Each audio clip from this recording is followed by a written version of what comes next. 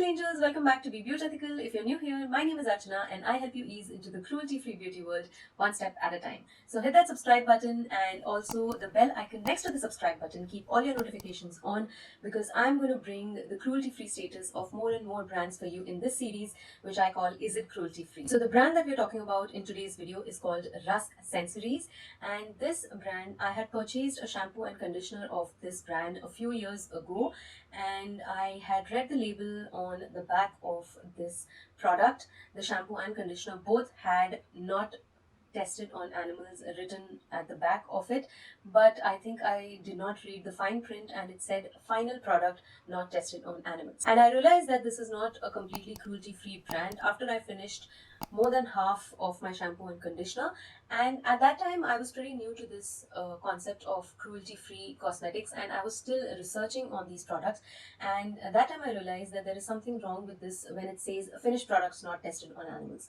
So Rusk Sensories does not test their finished products on animals. But with respect to ingredients that go into making of these final products, they don't ask or require their suppliers to make sure that these ingredients are not tested on animals.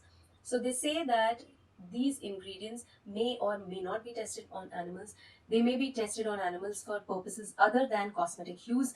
They cannot be sure if these ingredients are tested on animals or not.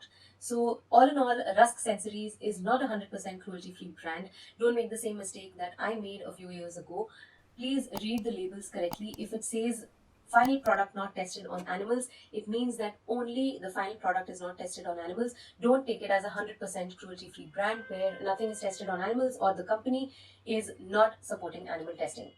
So be very careful when you're reading this on the back of the products. So these type of misleading statements are something that we as a consumer need to understand, and we need to dig deeper when we find that there is some problem with the statement that the company is making or with anything that is written on the product or on their website. So make sure you get the complete information before you think that the brand is 100% cruelty free. Do give a thumbs up if you found this video to be useful, and please don't forget to share it with your friends and family or anyone who might be interested to know if any brand is cruelty free or not. I also have a playlist in which I'm adding all those brands which are 100% vegan. So I will link both those playlists also down below. Is It Cruelty Free is one playlist and Is It Vegan is another playlist. In Is It Vegan, I will add only those companies which are actually vegan. So thank you so much for watching. I hope you're having a great day. I will see you again very, very soon in my next video.